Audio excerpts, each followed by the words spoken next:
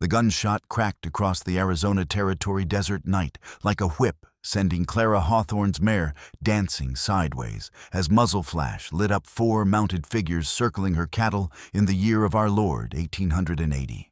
At 23, Clara had weathered enough storms in this harsh corner of what would soon become Cochise County to recognize the kind of trouble that rode with spurs jingling and murder gleaming in starlight, but tonight's ambush carried a cold deliberation that chilled her Irish blood. "Time's up, girl." The lead rider's voice cut through darkness, thick with menace near the foothills of the Dragoon Mountains. "Mr. Dietrich has been more than patient about this water situation." Clara's Winchester felt steady in her calloused hands, despite the fear crawling up her spine like desert scorpions. These weren't drifters or opportunistic rustlers. They moved with the coordinated precision of men who killed for wages and slept sound afterward. "This is Hawthorne land bought and paid for." Her voice carried the faint lilt her father had brought from County Cork, though terror made it crack. "Sheriff Grayson will—" Their laughter cut her off uglier than coyotes fighting over carrion. The bitter sound told Clara everything about Grayson's reliability in matters concerning Dietrich's copper mining empire. Rifles erupted in coordinated volleys, transforming night into a hellscape of orange flame and whistling death. Clara's precious cattle scattered in blind panic, their bellowing mixing with gunfire as bullets whined past her head close enough to part her hair. A searing brand of agony tore through her left shoulder as lead found flesh spinning her around and nearly dropping her from the saddle. Blood soaked through her cotton shirt as she fought to stay mounted, the metallic taste of pain and terror filling her mouth. Around her, 5 years of careful breeding dissolved into chaos as her herd thundered into the darkness. "Scatter them beasts good." Greasy Pete's distinctive wheeze carried clearly. Clara knew the voice, one of Dietrich's enforcers, a scarecrow who settled disputes with bullets. "Boss wants this nice and legal-like. Can't have witnesses claiming otherwise." Clara pressed against a boulder, trying to stanch the bleeding while keeping her rifle ready. The wound burned like liquid fire, sending waves of nausea through her body. She'd faced rattlesnakes and flash floods, but 4 professional killers in the dark presented odds that even her stubborn determination couldn't overcome. The sound of hooves approaching made her stomach drop. They were closing in for the kill, probably planning another tragic accident on the dangerous frontier. Then something moved in the darkness that defied every rule of desert warfare Clara knew. A shadow detached from the night, with fluid grace horse and rider flowing together like water. Before Clara could process what she was seeing, a stone whistled through air with deadly precision, striking the nearest gunman's mount and sending both crashing to earth in a tangle of screaming horseflesh. "Keep still." The voice came from directly beside her, deep and controlled. "That bleeding needs attention." Clara found herself staring at a Chiricahua Apache warrior, his weathered face carved from living stone by starlight. Perhaps 35 years old, with intelligent dark eyes and the lean strength of someone who'd survived where weakness meant death.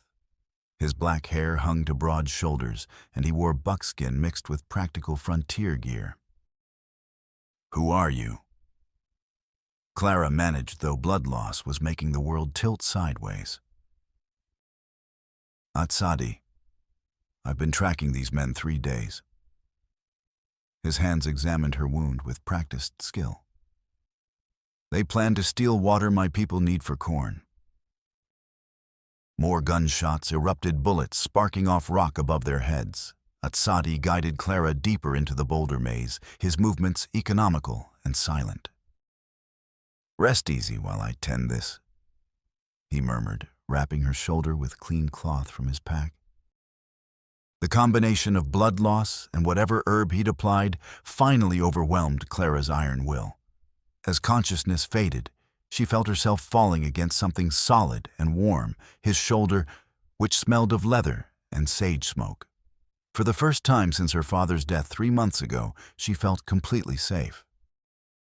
She woke to find yellow lantern light bobbing across the meadow as Dietrich's men searched in vain. But Atsadi had chosen their hiding spot well. The rocks concealed them while offering escape routes through terrain that would challenge even experienced trackers. As dawn revealed the devastation, 5 cattle-dead fences shattered her life's work.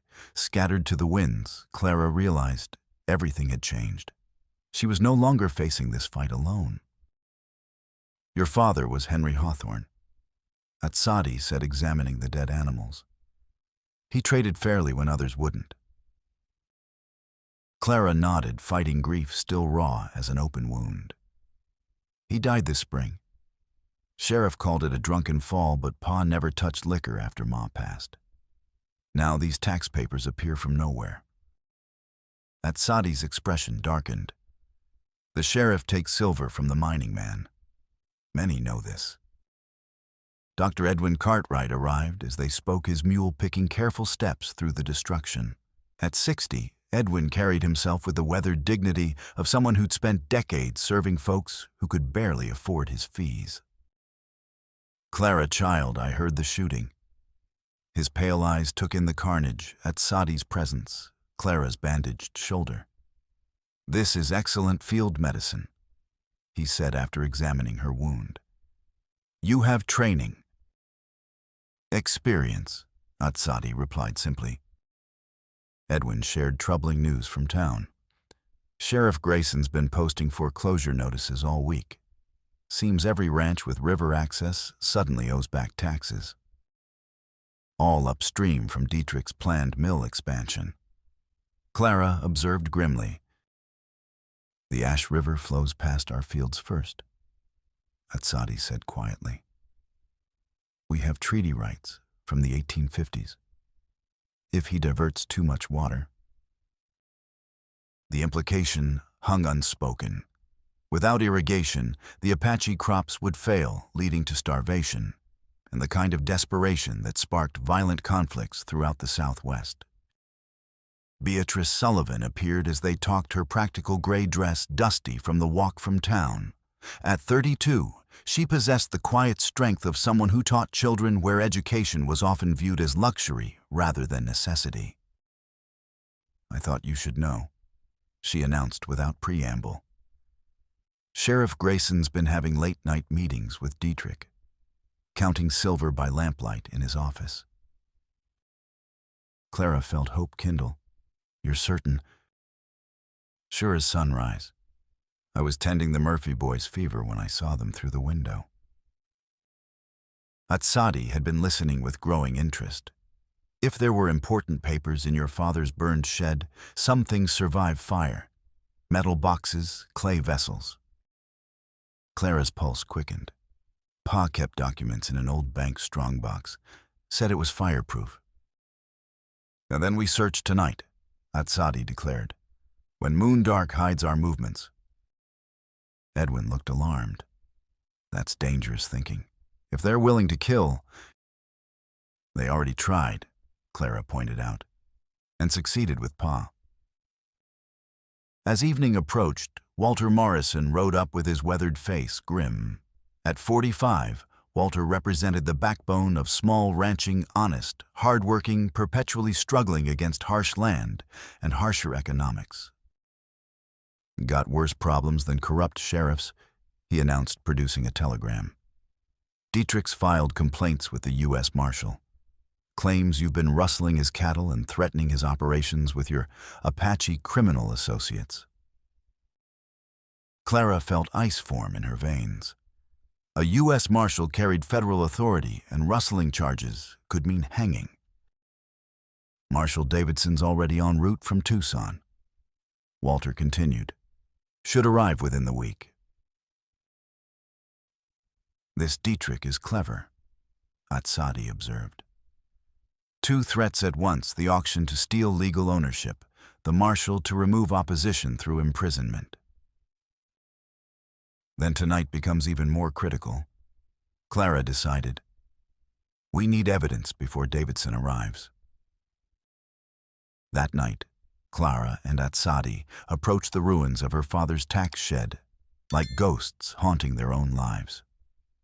The acrid smell of old smoke lingered mixed with twisted metal and rain-dampened ash.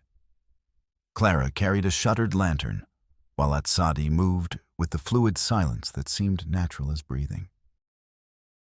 Northeast corner, Clara whispered, pointing to debris that had once housed her father's tools and papers. Atsadi began carefully moving charred planks.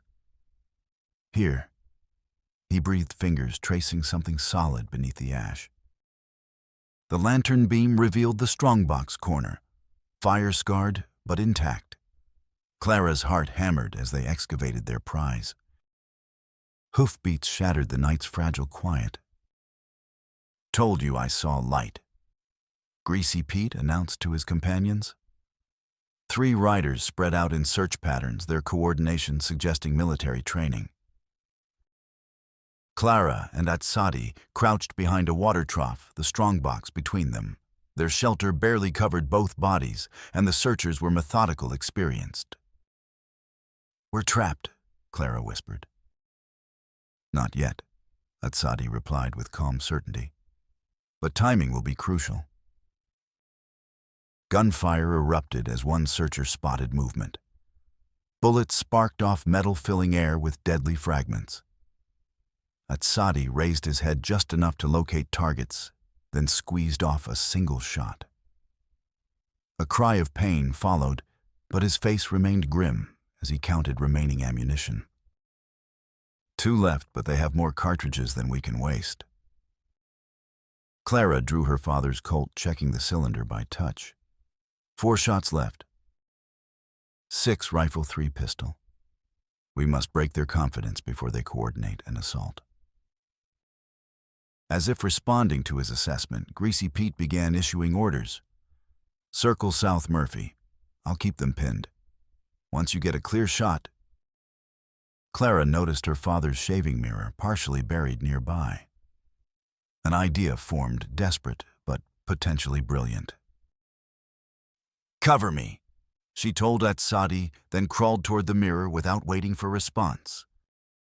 Atsadi's rifle cracked steadily, forcing attackers to keep heads down, while Clara positioned herself with clear view of the southern approach. Murphy carried a lantern to guide his movement, and when he began his flanking maneuver, Clara used the mirror to reflect the bright lantern light directly back into his eyes at the crucial moment. Blinded and disoriented by the sudden glare, Murphy stumbled over debris, exposing himself. Clara's .45 took him center mass at 20 feet. "Excellent shooting," Atsadi said with genuine admiration. But their victory proved temporary. The rumble of a heavy wagon approaching at dangerous speed announced new threat. Bear Claw, apparently recovered from previous encounters, had decided to solve the standoff through overwhelming force. The wagon, loaded with mining equipment and pulled by 4 draft horses, bore down like an avalanche of wood and metal. Bear Claw clearly intended to crush both them and the strongbox beneath iron-shod wheels. Atsadi reacted with lightning reflexes. His rope appeared as if by magic, sending a perfect loop toward the lead horse's neck. The lasso settled true, and Atsadi braced behind solid stone as hundreds of pounds of tension loaded the rope. Physics proved brutal and decisive. The lead horse stumbled, bringing down its teammate and sending the entire rig into spectacular destruction that ended with Bear Claw unconscious among the ruins. In sudden silence, Clara and Atsadi secured their prize and began retreating toward their horses. They loaded the strongbox onto a pack mule with sturdy leather panniers, distributing the weight for safe transport across rough country. The next morning found their group gathered in Dr. Edwin's clinic, the fire-scarred strongbox sitting on his examination table like a patient awaiting surgery. Edwin worked at the warped lock with surgical precision, while Beatrice watched from the window and Atsadi guarded the back door. "The heat damaged the mechanism," Edwin muttered. "But I think... there." The lock surrendered with a soft click. Clara held her breath as Edwin raised the lid, revealing documents that had survived both flames and conspiracy. Inside lay water rights certificates, cattle records, correspondence with territorial officials, and most importantly, a leather-bound ledger recording every ranch transaction for 5 years. "Look here," Beatrice said, studying entries near the back. "Your father recorded paying territorial taxes every year right on schedule. Amounts, dates, receipt numbers for verification."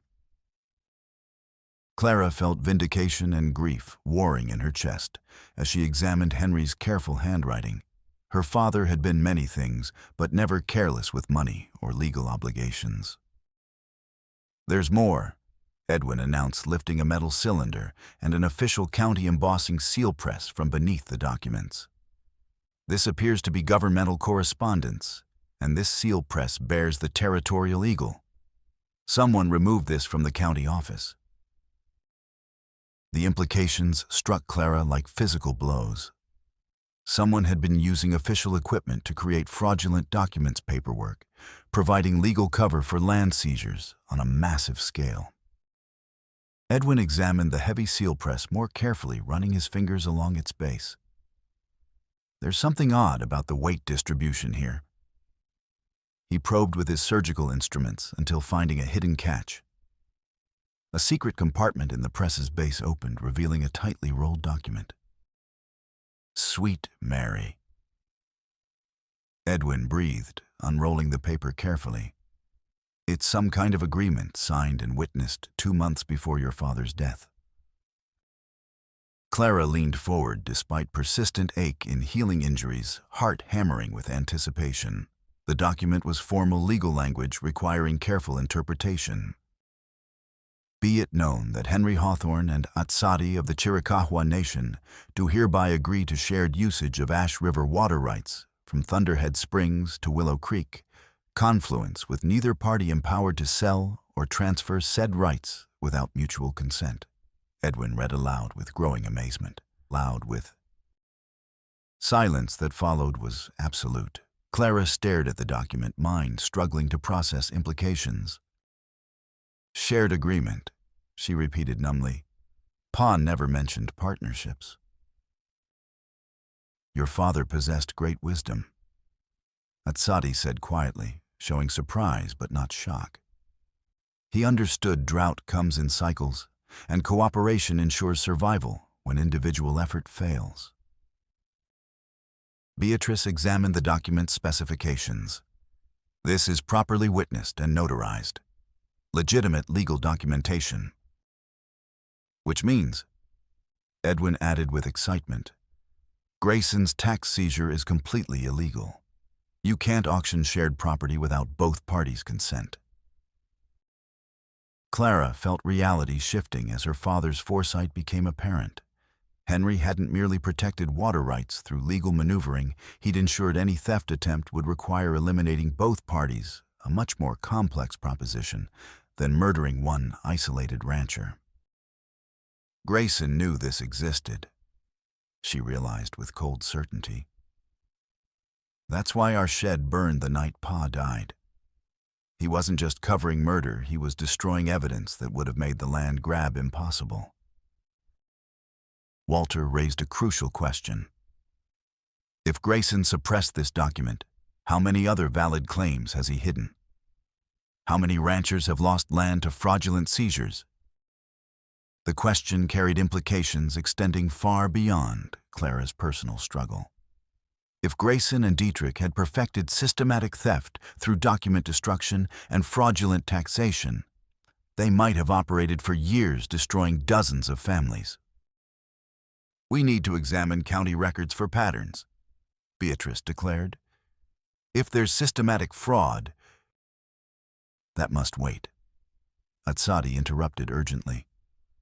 This document makes us equal targets. Dietrich cannot achieve his goals while both parties remain alive. Clara absorbed this truth with cold clarity. The agreement protecting their legal rights also painted enormous targets on their backs. Dietrich would need to kill them both and make it appear accidental before proceeding with his expansion. He'll move quickly now, she said, pieces falling into place. Before we present evidence to Davidson, before we organize resistance. There's more bad news, Walter said reluctantly, producing another telegram. The marshal's been delayed by flooding on southern roads. Won't reach here for another week. Clara felt her stomach drop. 1 week provided ample time for Dietrich to arrange an accident, eliminating both obstacles to his plans. Then we take the offensive, Clara declared, surprising herself with steel in her voice. We don't wait for rescue. We gather evidence, protect ourselves, and ensure Dietrich pays for his crimes. But as they planned their next moves, none noticed the shadow at the window or heard footsteps carrying news of their discovery to deadly interested parties. The attack on Walter's remaining property came at dawn, 4 days later, with military precision. Clara and Atsadi heard gunshots and saw smoke while checking cattle in their valley sanctuary. By the time they reached Walter's land, devastation was complete. 22 head of Walter's finest stock lay scattered across trampled grass, slaughtered not for meat, but with systematic brutality designed to send unmistakable messages. The carcasses pointed toward burning grassland, where orange flames devoured winter pasture, representing years of cultivation. Sweet Mary, Clara whispered, surveying destruction designed to break spirits rather than simply steal property. Walter stood among the carnage like a forgotten scarecrow, face blank with shock. His wife Mary huddled near their house with 2 children, the building spared, but showing fresh bullet holes where shots had come dangerously close to claiming innocent lives. 8 or 10 riders just before sunrise, Walter reported emotionlessly. Moving like they'd rehearsed this operation. Scattered cattle systematically shot the ones they couldn't drive off, then ignited grassland with coal oil torches. Atsadi moved among dead animals with analytical attention. They used living cattle for target practice. Notice wound patterns, non-vital areas first, then killing shots. These men enjoyed their work. The realization hit Clara like physical impact. The slaughter hadn't been driven by tactical necessity or emotional revenge. Dietrich's killers had tortured innocent animals for entertainment while delivering their employer's message. We must stop this fire before it spreads, Clara declared, forcing focus on immediate problems rather than rage threatening to cloud judgment. The next 4 hours tested every survival skill their group possessed. Fighting grass fires required tools they didn't have, water they couldn't spare, coordination under conditions making communication nearly impossible. Wind kept shifting unpredictably, sometimes driving flames away from structures, sometimes pushing them toward buildings that couldn't be evacuated quickly enough. Atsadi demonstrated firefighting techniques learned from generations of Apache experience, showing Clara and Walter how to use wet blankets and controlled backburns to create fire breaks containing destruction. Beatrice arrived with Edwin midway through their battle, bringing additional hands and medical supplies for treating smoke inhalation and inevitable burns.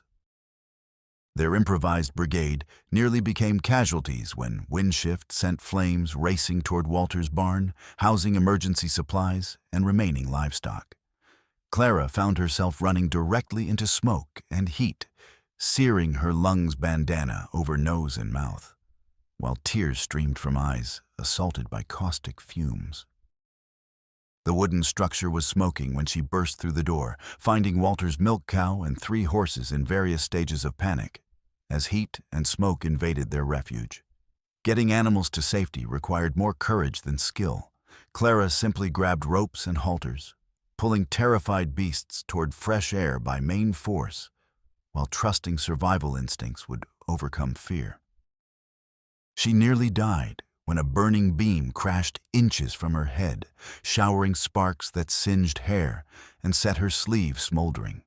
Only Atsadi's intervention, appearing through smoke like mythical rescue figure, saved her from the collapsing structure.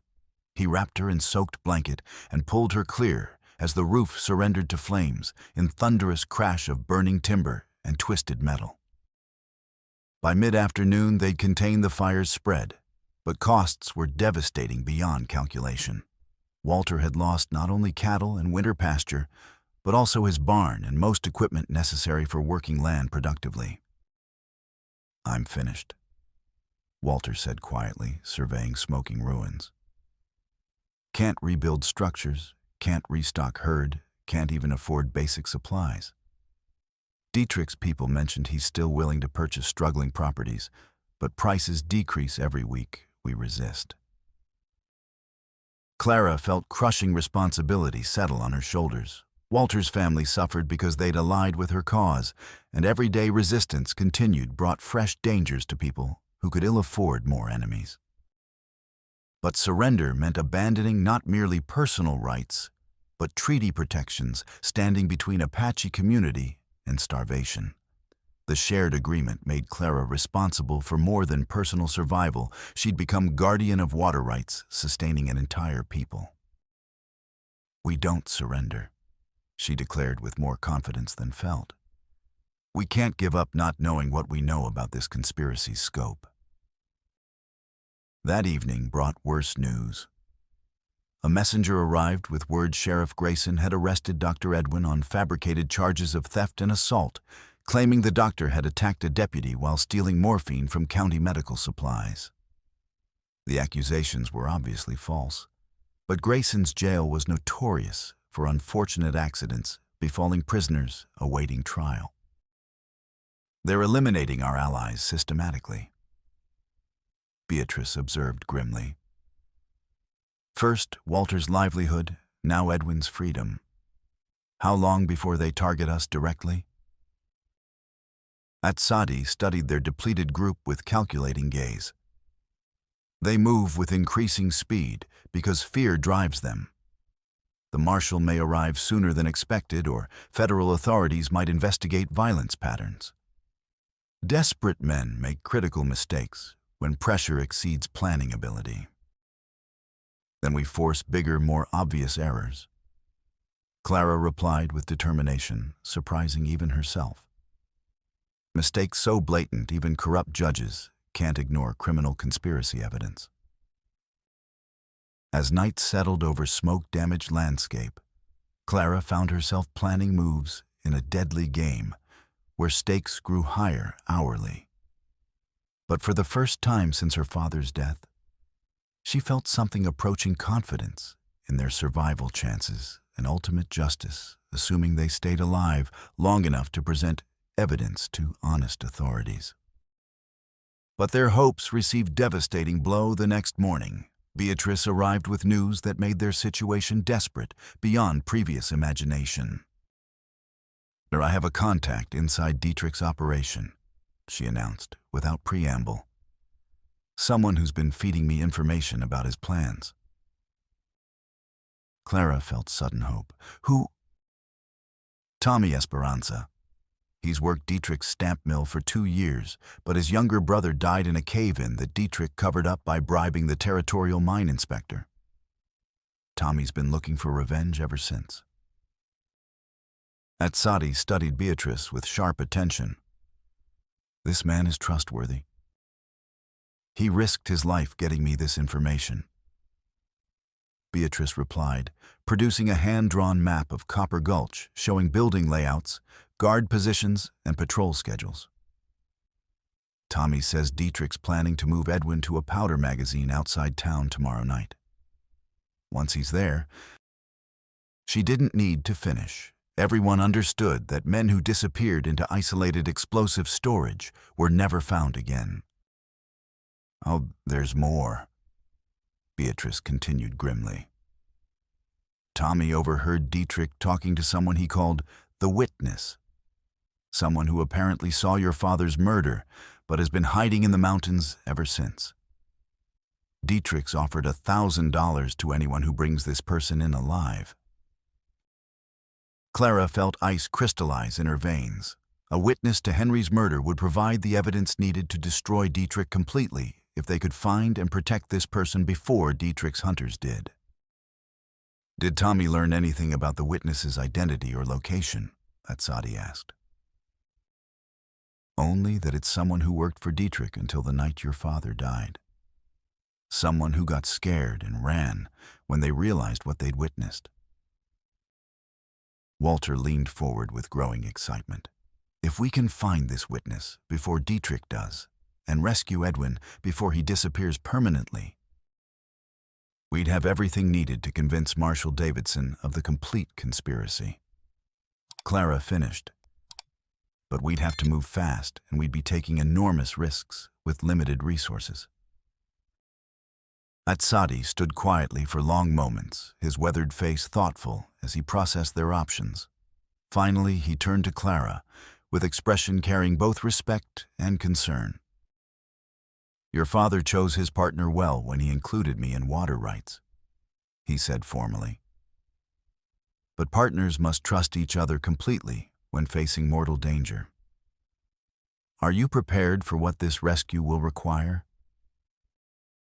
Clara met his gaze steadily, feeling something shift inside her, a hardening of resolve that surprised her with its intensity. My father trusted you enough to risk everything on our partnership. I won't dishonor that trust by backing down when lives depend on our actions. Atsadi nodded slowly, then moved to the window where he studied the landscape with tactical attention. Tommy's information gives us advantages, but Dietrich will expect rescue attempts. We need misdirection, multiple approaches, and backup plans if primary strategies fail. I can create diversions using my teaching connections, Beatrice offered. Several families owe me favors, and they can provide alibis while drawing attention away from our real activities.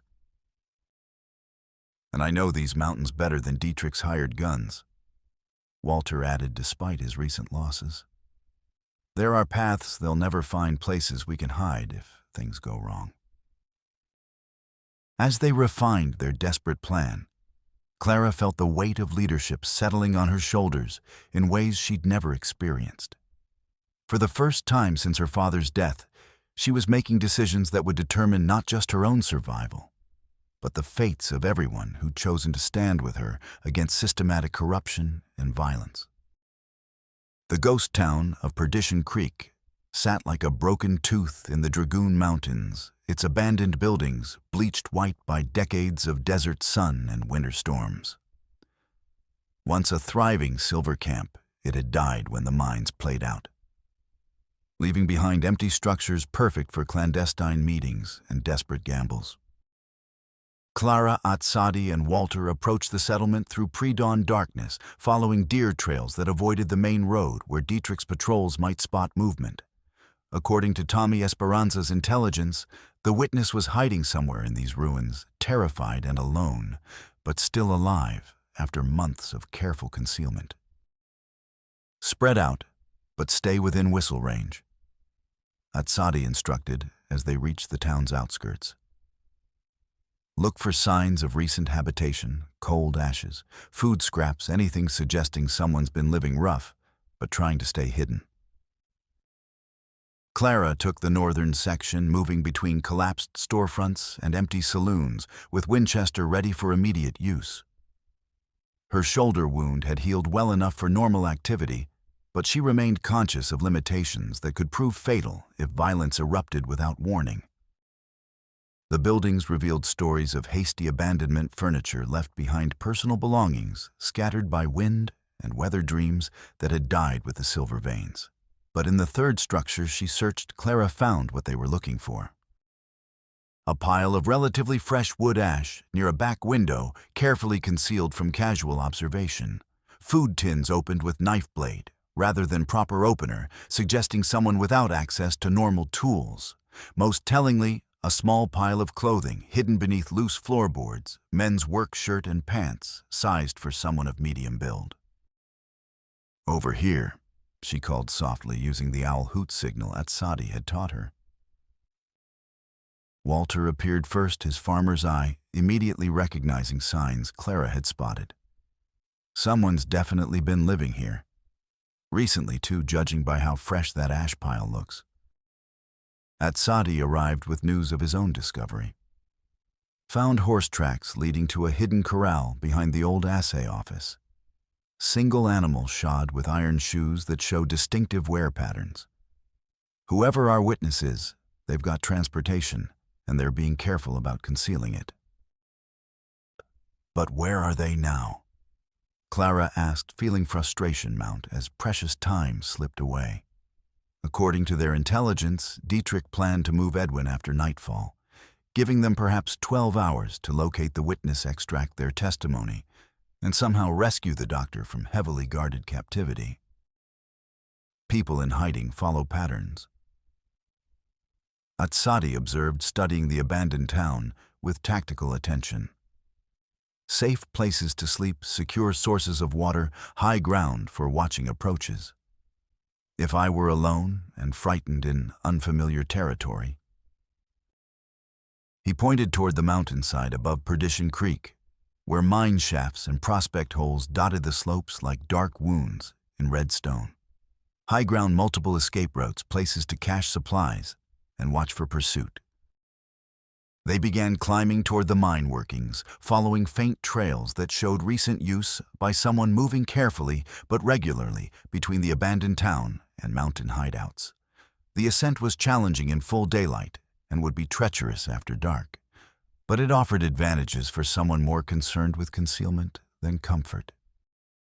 Clara was breathing hard from exertion when Atsadi suddenly raised his hand in warning signal. She froze, listening intently, and caught the sound that had alerted him: metal against stone, faint but unmistakable. Coming from a mine entrance, perhaps 50 yards above their position.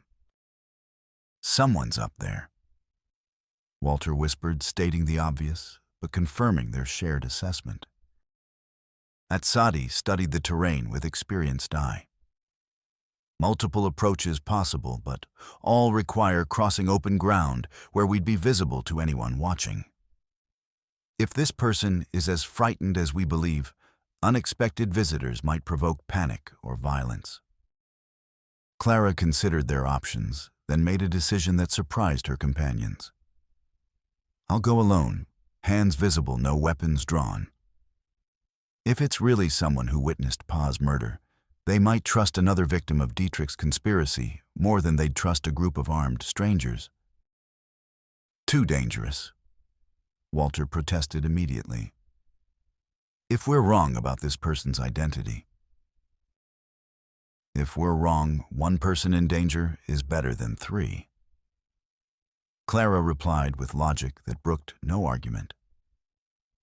Besides, I'm probably the least threatening member of our group. Young woman, obviously injured recently, no reputation as a gunfighter or warrior. Atsadi studied her for long moments, his dark eyes reflecting calculations she couldn't read. Finally, he nodded slowly. Approach from the east side, where morning shadows provide concealment. If shooting starts, drop flat and roll toward that boulder pile for cover. Will be positioned to provide supporting fire if needed. Clara began her careful ascent, heart hammering, as she crossed exposed ground where a frightened person with rifle could cut her down before she spoke a word. But something in her father's training, patience, careful observation, respect for others' fear, guided her movements as she approached the mine entrance. "Hello in there," she called when she reached speaking distance. "My name's Clara Hawthorne. I think you might have known my father, Henry." Silence stretched so long, Clara began to think she'd guessed wrong about the mine's occupant. Then a voice emerged from the darkness, trembling with exhaustion and terror. "Henry's dead. Dietrich had him killed for those water rights." Clara felt her breath catch. "You saw it happen?" More silence, and then the scrape of boots on stone. A figure emerged from the mine entrance, medium height, thin from poor eating, wearing clothes that had once been respectable, but now showed months of rough living. Clara recognized him as Miguel Santos, who'd worked various jobs around Copper Gulch until disappearing around the time of her father's death. I saw everything. Miguel said, his voice carrying the hollow tone of someone who'd witnessed horrors beyond easy description. I was delivering supplies to the stamp mill that night when I heard arguing down by the river. Thought it was just drunk miners fighting, but then I recognized your father's voice. Clara moved closer, carefully keeping her hands visible and her posture non-threatening. What did you see, Miguel? Dietrich and that sheriff of his plus 2 other men I didn't recognize. They had your father tied up, demanding he sign papers transferring water rights. When he refused, Miguel's voice broke. They beat him unconscious, then threw him off that cliff to make it look like accident. Sheriff claimed later he'd been drinking and fell, but I saw the whole thing. Why didn't you report it to territorial authorities? Miguel laughed bitterly. With what proof my word against Dietrich's money and the sheriff's badge, they'd have killed me before I reached Tucson, and everyone knows it. Clara felt rage and vindication warring in her chest as Miguel's testimony confirmed her worst suspicions. But they still faced enormous challenges in transforming one frightened witness's story into evidence capable of convincing U.S. Marshal and federal authorities. Miguel, we're planning to rescue Dr. Edwin tonight and get all of us to safety where you can tell your story to Marshal Davidson. But we need your help identifying Dietrich's security arrangements and guard schedules. I can't go back there, Miguel protested immediately. If Dietrich's people see me, you won't have to face them directly, Clara assured him. But your knowledge of mill operations and personnel could make the difference between success and everyone dying in some god-awful mountain canyon. Miguel studied her for long moments, perhaps seeing something in her expression that reminded him of Henry Hawthorne's stubborn integrity. Finally, he nodded reluctantly. All right, but if this goes wrong, we're all dead by morning. As Clara signaled Walter and Atsadi to join them, she reflected on how much had changed since that night when gunfire had shattered her peaceful existence. The frightened girl protecting her cattle had evolved into someone capable of convincing terrified witnesses to risk their lives for justice and planning rescue operations that would have challenged experienced military leaders. But the most dangerous part of their mission still lay ahead, and Clara knew that all their preparation and courage might prove inadequate against the brutal realities of frontier violence and systematic corruption they were about to confront directly. The isolated powder magazine squatted in the foothills beyond Copper Gulch, like a stone fortress designed to contain the destructive forces housed within its thick walls. Built according to territorial safety regulations requiring explosive storage to be separated from populated areas, the structure offered Dietrich perfect isolation for disposing of inconvenient witnesses without risking damage to his profitable mining operations. Clara, Atsadi, Walter, and Miguel approached through arroyos carved by flash floods using natural trenches to avoid detection.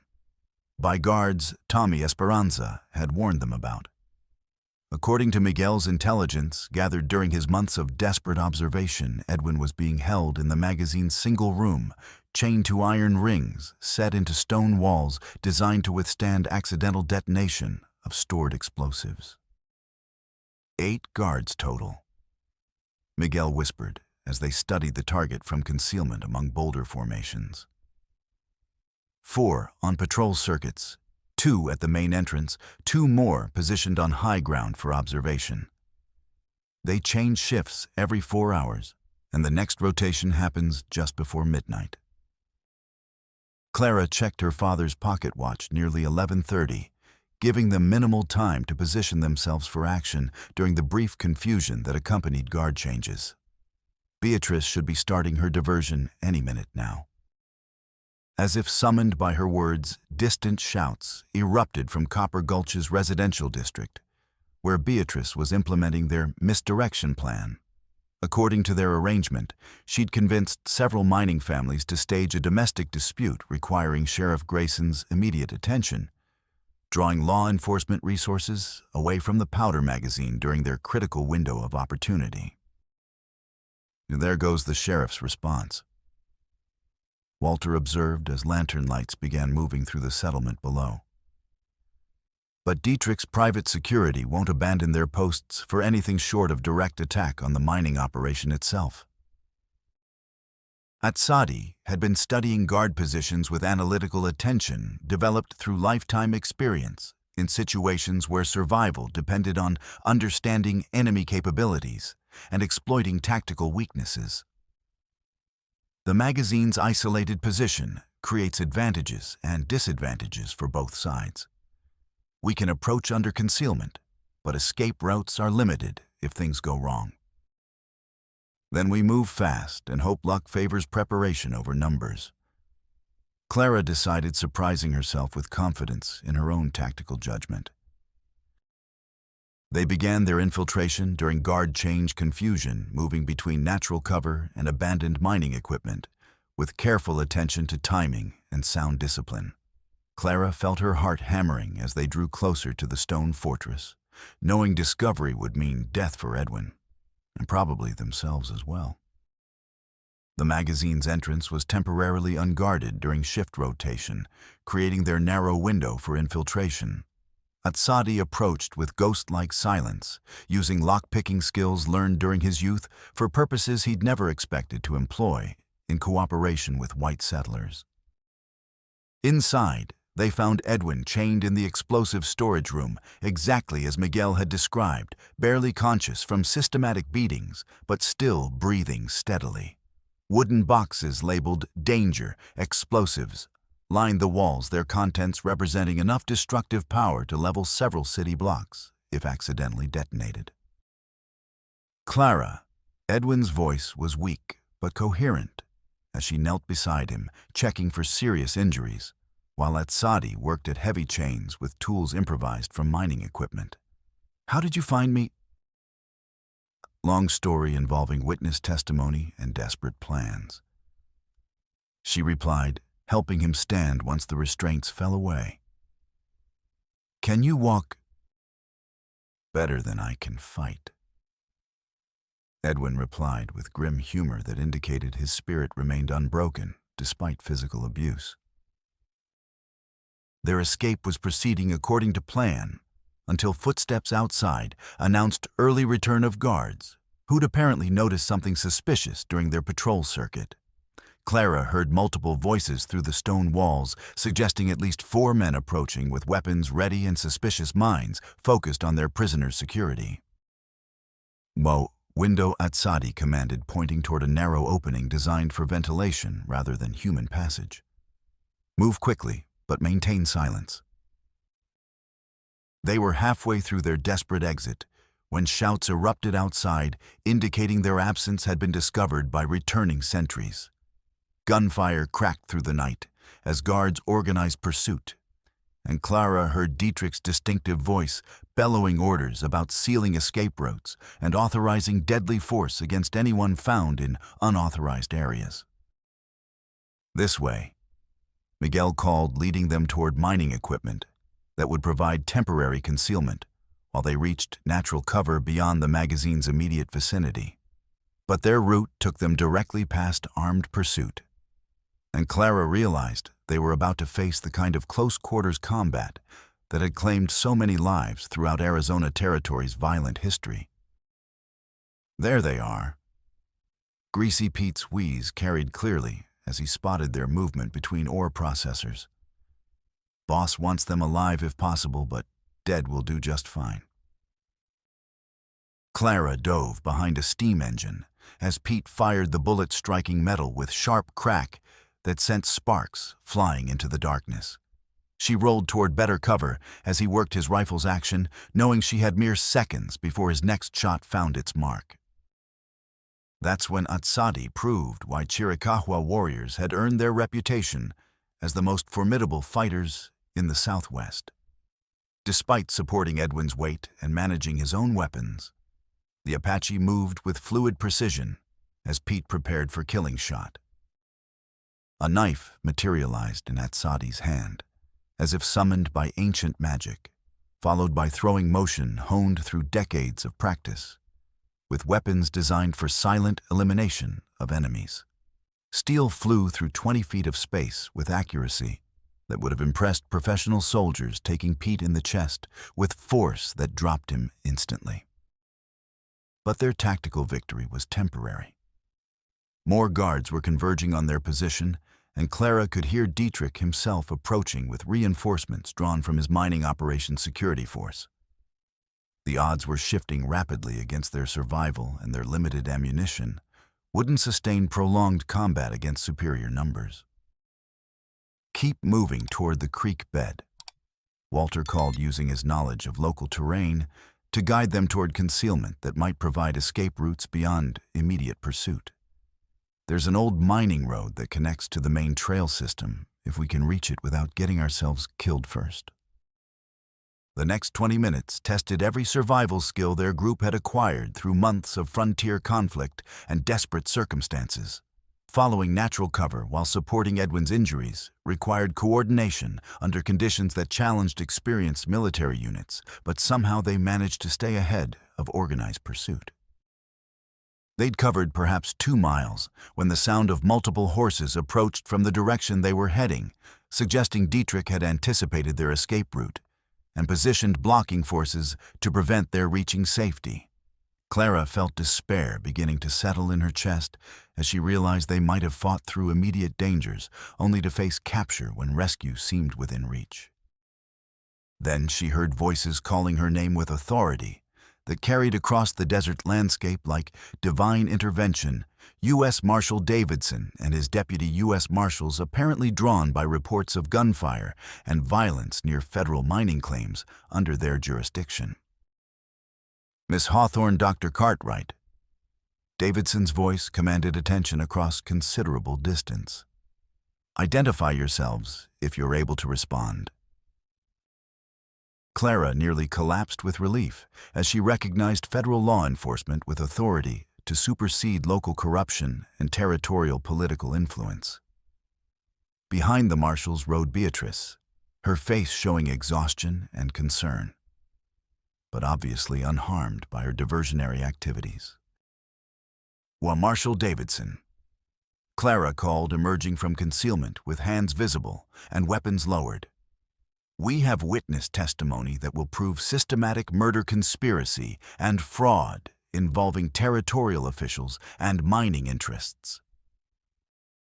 As dawn painted the eastern mountains in shades of gold and pink that spoke of hope surviving through the darkest hours, Clara found herself providing detailed statements to federal authorities, while Edwin received professional medical attention, and Miguel gave testimony that would destroy what remained of Dietrich's criminal organization. The nightmare that had begun with her father's suspicious death was finally ending in justice and legal vindication that would protect both Apache water rights and settler communities from future systematic exploitation. The aftermath of Dietrich's conspiracy's exposure stretched across 3 weeks of intensive federal investigation, testimony gathering, and legal proceedings that transformed Copper Gulch from a lawless mining camp ruled by corruption into something approaching civilized community governance. U.S. Marshal Davidson had established temporary headquarters in the territorial courthouse, conducting interviews and collecting evidence with thoroughness that impressed even hardened frontier veterans accustomed to compromise and half measures. Sheriff Grayson sat in federal custody, his systematic corruption exposed through Miguel's eyewitness testimony and documentary evidence recovered from Dietrich's private safe. The scope of criminal conspiracy shocked even territorial authorities experienced with frontier violence and official misconduct. Dozens of illegal property seizures, murdered landowners, and sufficient forged documentation to supply several major criminal enterprises operating across multiple counties. 31 separate cases of fraudulent tax documentation. Marshal Davidson announced as he reviewed findings with Clara and her allies. 18 suspicious deaths of property owners who refused to sell water rights to mining interests. Evidence of bribery networks reaching into territorial government offices as far as Tucson. Clara felt vindication mixed with profound sorrow as she absorbed the full scope of crimes that had destroyed so many innocent lives throughout Arizona territory. Her father had been just one victim among many, but his foresight in creating the shared water agreement had ultimately provided legal foundation for exposing and prosecuting the entire conspiracy. Dr. Edwin recovered more rapidly than anyone expected, though he would carry permanent physical reminders of his imprisonment for the remainder of his life. Despite attractive offers of safer positions in established cities with better medical facilities, he chose to remain in Copper Gulch, where his skills were desperately needed by families who'd suffered under Dietrich's systematic oppression. These people deserve better than abandonment after everything they've endured, Edwin explained to Clara during his recovery period. Abandoning patients because of personal danger contradicts my professional oath and moral obligations. Beatrice had emerged from their dangerous adventure with enhanced reputation as an educator, capable of organizing community resistance to systematic exploitation. Territorial education authorities offered her supervisory positions for teacher training programs throughout the Southwest, recognizing leadership abilities that transcended normal expectations for frontier instructors working in isolated communities.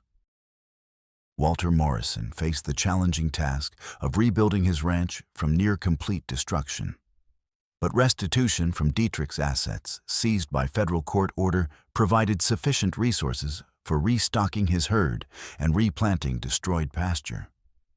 More significantly, he'd gained confidence from standing against corruption and discovering his own capacity for moral courage under extreme pressure and personal risk.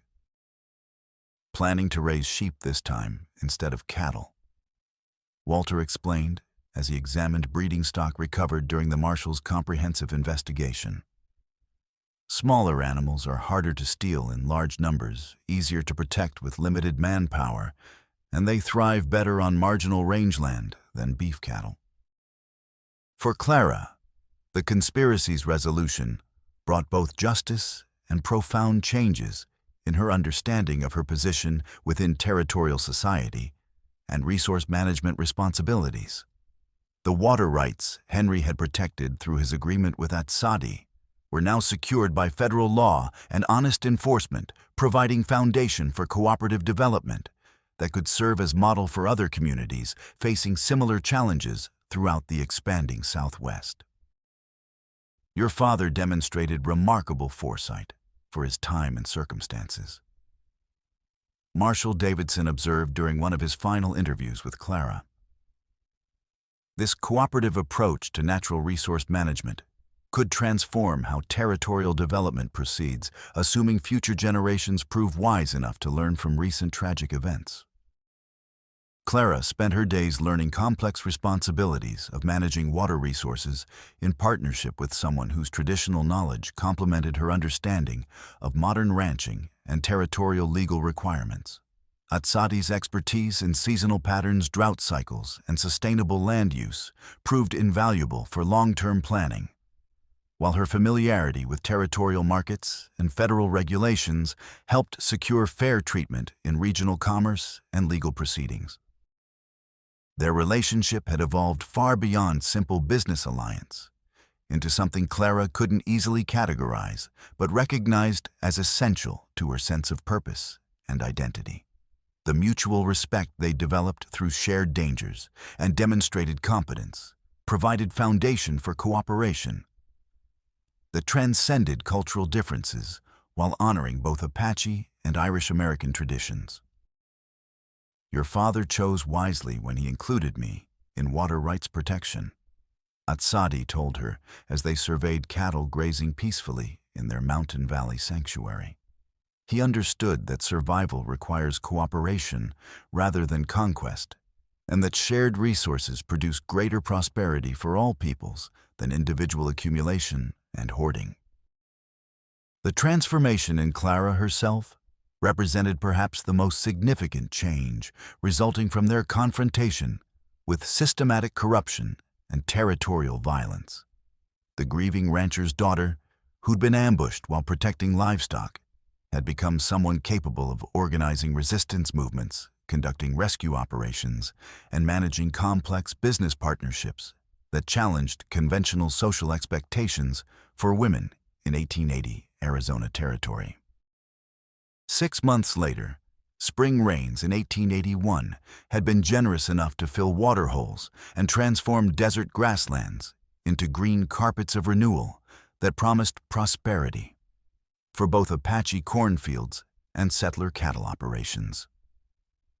The Ash River ran clear and full through lands that Clara and Atsadi managed with increasing skill and confidence, born of successful collaboration under the most challenging circumstances either had ever faced. Clara stood on her father's porch in the early morning light, reviewing account books that documented their first profitable year since Henry's murder and the beginning of their systematic resistance to Dietrich's criminal conspiracy. Their partnership had proven beneficial beyond simple resource sharing. Their combined knowledge had improved cattle management techniques, while their reputation for integrity and fair dealing had secured favorable terms in regional markets throughout southern Arizona Territory. The Tucson cattle buyers want to establish long-term contracts for next year's delivery. She reported to Atsadi as he approached from corrals where new foals grazed beside their mothers in the strengthening sunlight. They claim our livestock are in superior condition compared to anything else being produced in the territory. Atsadi nodded with satisfaction that reflected justified pride in their collaborative achievements. Clean water and nutritious grass create healthy animals. Your father understood these principles, but he faced too many systematic problems working alone against organized criminal opposition. The reference to Henry prompted Clara to share final news that provided complete closure to questions that had haunted her since receiving word of his suspicious death. Marshal Davidson sent official word yesterday. Miguel's testimony convinced the territorial grand jury to issue murder indictments against Sheriff Grayson and all surviving members of Dietrich's organization. Justice will be served through proper legal channels, even if it arrives later than we'd hoped. As they discussed business matters and future plans for their expanding operation, Clara reflected on how profoundly her life had changed since that October night in 1880, when gunfire had shattered her peaceful existence. The frightened girl protecting her cattle had evolved into someone capable of managing complex partnerships and planning sustainable development that would benefit multiple communities for generations throughout the developing Southwest. "There's something I want to say," Clara announced as their conversation reached natural conclusions. "About our partnership and what it means for the future." Atsadi studied her with those penetrating dark eyes that had first appeared during her darkest hour of need. True partnerships require complete honesty between people who've learned to trust each other with their lives. "I know the water agreement was Pa's idea, and I know you honored it because you respected him." Clara continued, carefully choosing words that would define their relationship for years to come. "But I want you to understand that I value our cooperation for my own reasons now, not just because of legal documents or family obligations." "What reasons?" Atsadi asked with genuine curiosity and respect for her growing maturity. Clara chose her response with care, knowing these words would establish foundations for their continued alliance. "Because you've proven yourself someone who keeps promises made, protects those who depend on his strength, and places community welfare above personal advantage. Those are qualities I respect regardless of cultural differences or historical conflicts between our peoples." Atsadi remained silent for long moments, perhaps processing implications of her statement. Within contexts she couldn't fully understand or appreciate. Finally, he extended his hand in gesture that carried weight of formal agreement between equals who'd earned each other's complete trust through shared trials. Then we continue as partners by choice rather than necessity. He said simply, "Your father's wisdom brought us together during crisis, but our own decisions will determine how long this cooperation serves both Apache and settler communities." Clara shook his hand firmly, feeling something important settle into place that had remained uncertain since Henry's death.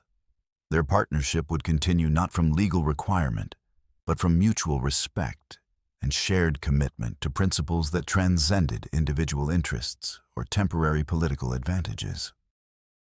As sunset painted the desert sky in brilliant colors that spoke of beauty persisting despite violence and hardship, Clara surveyed land her father had protected through sacrifice and remarkable foresight. The shared agreement had preserved both Apache and settler communities from systematic exploitation, proving that cooperation could triumph over conquest when people of goodwill chose collaboration over destructive conflict. The water rights were permanently secured under federal protection, justice had been served through proper legal channels, and the future offered promise for continued prosperity based on sustainable practices rather than the destructive greed that had motivated Dietrich's criminal conspiracy.